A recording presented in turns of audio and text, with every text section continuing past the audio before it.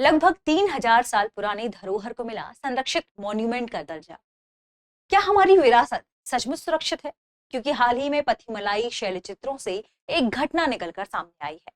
पथिमलाई शैलचित्रों से कोंगू क्षेत्र की प्रागैतिहासिक सभ्यता झांकती है। इसे कानून की ढाल तो मिल गई, पर जमीन पर इसकी सुरक्षा अभी भी अधूरी है। आज के सेशन में हम इसी पथिमलाई शैलचित्रों के बारे में चर्चा करेंगे, जानेंगे कि संरक्षित पुरातात्विक स्मारक घोषित कैसे किए जाते हैं। आगे बढ़ने से पहले आपके लिए एक महत्वपूर्ण सूचना है। अगर आप घर बैठे यूपीएससी की प्रिपरेशन करना चाहते हैं तो दृष्टि आईएएस लेकर आया है एक बहुत ही शानदार कोर्स, जिसका नाम है studio GS foundation live online course. इस कोर्स की सबसे खास बात है कि इसमें जनरल स्टडीज के सारे विषय, 2 साल की करंट अफेयर की क्लासेस का एक्सेस, दृष्टि की मैगजीन, प्रिंटेड बुकलेट्स और बेस्ट फैकल्टी, ये सब कुछ मिल रहा है मात्र 24,999 रुपए। और अगर आप ये फीस भी एक बार में नहीं दे पा रहे तो इस फीस को भी इंस्टॉलमेंट यानी ईएमआई में भरने की सुविधा है। और अगर आपको इस कोर्स में भी डिस्काउंट चाहिए तो कूपन कोड इस्तेमाल करें गीत कूपन कोड के इस्तेमाल करने से आपको यही कोर्स और कम प्राइस में यानी डिस्काउंट में मिल जाएगा।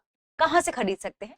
डिस्क्रिप्शन में लिंक दी गई है। उस लिंक को जैसे ही आप क्लिक करेंगे आप डायरेक्ट कहां पहुंच जाएंगे? दृष्टि लर्निंग ऐप के स्टूडियो जीएस फाउंडेशन कोर्स में। वहां पर एक कूपन कोड वाली स्लाइड होगी। इस कूपन कोड को अप्लाई करने से आपको कम फीस में ये कोर्स मिलेगा। ठीक है, ये कोर्स आपको हिंदी, इंग्लिश और इंग्लिश तीनों में मिलेगा। यानी आपके पास जो लिंक्स हैं डिस्क्रिप्शन में वो 3 होंगी, हिंदी वाली, इंग्लिश वाली और इंग्लिश वाली। इंग्लिश मींस क्लास होगी हिंदी में और नोट्स मिलेंगे इंग्लिश में। तो फिर देर किस बात की? ऑफर सीमित समय के लिए है, अभी से तैयारी शुरू कर दें। इसके बारे में कोई भी जानकारी चाहिए तो 8750 पर कॉल करें। हमारी टीम आपको इसके बारे में पूरी डिटेल से जानकारी देगी।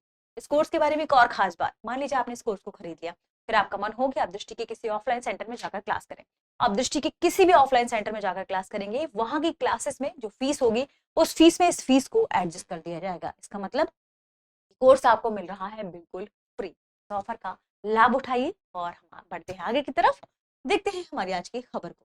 हमारी आज की खबर संबंधित है लगभग 3000 साल पुरानी शैल चित्रों से संबंधित। ये शैल चित्र कहां पर है? ध्यान रखिए, ये शैल चित्र है पथिमलाई शैल चित्र।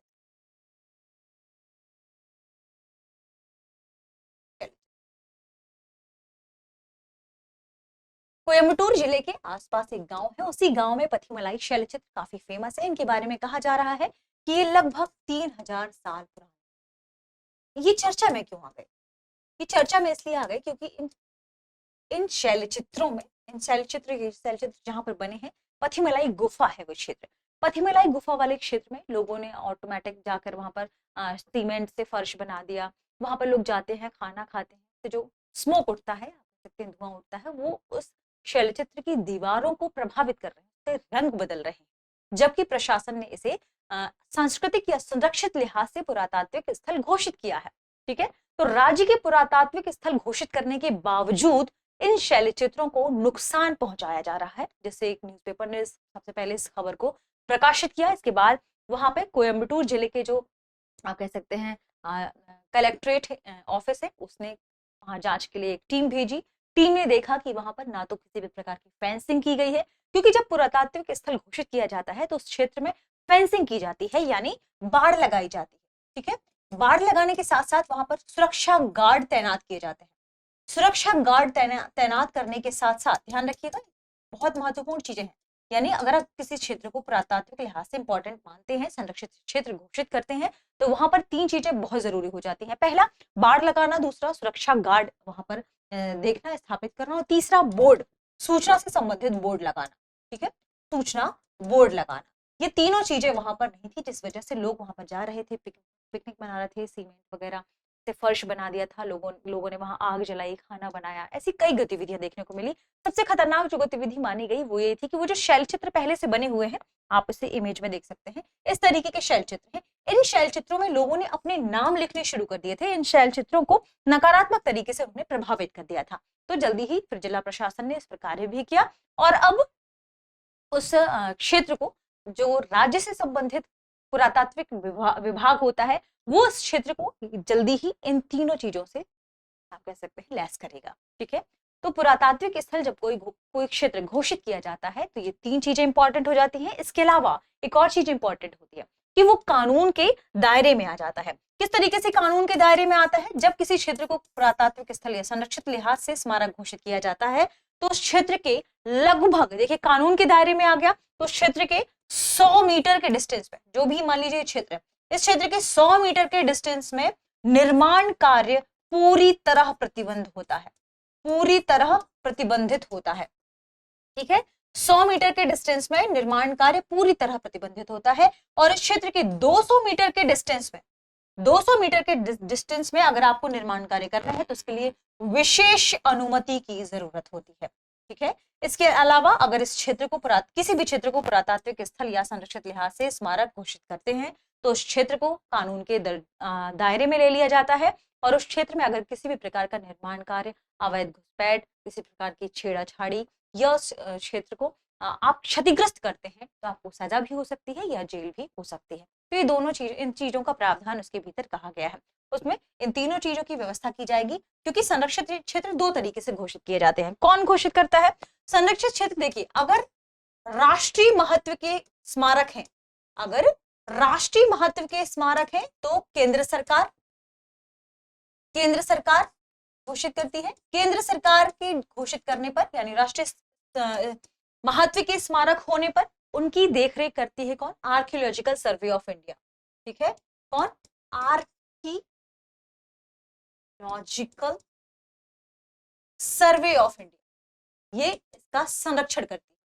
ठीक है, आर्कियोलॉजिकल सर्वे ऑफ इंडिया ये इसका संरक्षण करती है। ठीक है, अगर राष्ट्रीय महत्व का है और अगर वह राज्य महत्व का है या राज्य से संबंधित है, राज्य के महत्व का स्मारक है, राज्य के महत्व का स्मारक है, तो संबंधित राज्य से जो पुरातात्विक विभाग होता है, संबंधित राज्य का पुरातात्विक विभाग उसका संरक्षण करता है। ठीक है, ये ध्यान रखिएगा। तो दो तरीके से क्षेत्रों को संरक्षित घोषित किया जाता है। ये इंपॉर्टेंट फैक्ट है जो हमने देखा। अब हम हमारी खबर की ओर हम आगे बढ़ते हैं और देखते हैं सबसे इंपॉर्टेंट सेगमेंट को। वो नोट कर लेना है आपको, क्या कि किस वजह से पूरा जो हमारी पथिमलाई क्षेत्र है वो फेमस है। कारण क्या थी? हमने देखा पथिमलाई क्षेत्र की बात करें, यहाँ की शैल चित्र लगभग 3000 साल पुराने माने जाते हैं। ये चित्र सफेद रंग द्रव्य यानी व्हाइट पिगमेंट से बनाए गए हैं। ये प्रागैतिहासिक कुंगु क्षेत्र इसके लोगों के जीवन की झलक दिखाते हैं। इन अगर हम क्षेत्रों की बात करें, भित्ति चित्रों की बात करें, जिसे हम शैल चित्र कह रहे हैं, माफ कीजिएगा, रॉक पेंटिंग के अंतर्गत आते हैं ये। तो इन चित्रों में हाथियों, रथ और मानव जैसी आकृतियां दिखाई देती हैं। ठीक है, आकृतियों की बात कर रहे हैं। यह स्थल पश्चिमी घाट के पलक्कड़ गैप में स्थित है। इस क्षेत्र से प्राचीन व्यापार मार्ग पेरुवाची गुजरते हैं। ठीक है, यह कोयंबटूर जिले में बची हुई अंतिम प्रमुख शैल कला स्थलों में से एक है।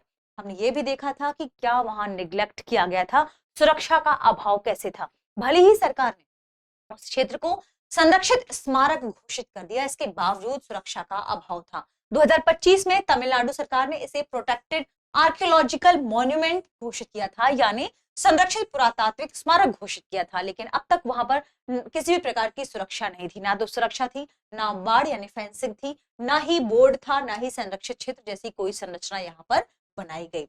साइट पर कोई जानकारी बोर्ड नहीं था, वही जो हमने सूचना बोर्ड की बात की थी वो नहीं था, जिससे वहां आने वाले लोग इन चित्रों के महत्व को नहीं समझ रहे थे, उसे लगातार अनजाने में नुकसान पहुंचा सकते हैं। युवा लोग गुफाओं में प्रवेश करते हैं और दीवारों पर ग्राफिटी यानी लिखावट या निशान बना देते हैं, जिससे प्राचीन चित्रों को नुकसान पहुंच सकता है। इसे ध्यान में रखते हुए ये नए कदम उठाए गए हैं। जल्दी ही सरकार ने कहा है कि हम जल्दी से इसे ठीक करेंगे। क्या हुआ था ये हमने देखा भी कि वहां पर लोगों ने आंशिक रूप से सीमेंट का फर्श बना दिया था, पूजने पत्थर स्थापित कर दिए थे, गुफाओं की दीवारों पर सफेद पेंट से तमिल में लिखावट कर दी थी। ये सभी बदलाव प्राचीन धरोहर के लिए नुकसानदेह होते हैं। जांच के बाद तमिलनाडु राज्य पुरातत्व विभाग ने और राजस्व विभाग ने मिलकर सभी अवैध निर्माण और बदलावों को हटा दिया है। ठीक है, मदुकरई तहसीलदार के नेतृत्व में टीम ने गुफा का निरीक्षण भी किया है। प्रशासन इस स्थल की सुरक्षा के लिए लगातार कदम उठाएगा। वहां एक सूचना बोर्ड भी लगाया जाएगा ताकि लोगों को पता चले कि ये पुरातात्विक स्थल है, महत्वपूर्ण है, इसके संरक्षण के लिए लगातार कार्य किए जाने हैं। ठीक है, तो हमने पुरातात्विक स्थल क्या है, इसकी इंपॉर्टेंस और कैसे घोषित किए जाते हैं, किस तरीके के होते हैं, कितने महत्व के होते हैं, ये भी देखा। आपको हमें कमेंट सेक्शन में बताना है कि क्या कि हमारे मौलिक कर्तव्यों में क्या हमारे विरासत के संरक्षण की बात में कही गई है, और अगर कही गई है तो कहाँ की गई है, नंबरिंग बतानी है। आगे बढ़ते हैं और देखते हैं हमारे प्रश्न को। प्रश्न है, यह गुफा किस भौगोलिक क्षेत्र में स्थित है? ऑप्शन ए नीलगिरी पहाड़ियां, ऑप्शन बी पूर्वी घाट, option C Palakkad gap, option D Aravalli पर्वतमाला। इस प्रश्न का सही जवाब कमेंट सेक्शन में देना ना भूलें। मिलते हैं अगली वीडियो में, शुक्रिया। अब एग्जाम की तैयारी को और बेहतर करने के लिए हमारे चैनल को लाइक, शेयर और सब्सक्राइब करना ना भूलें।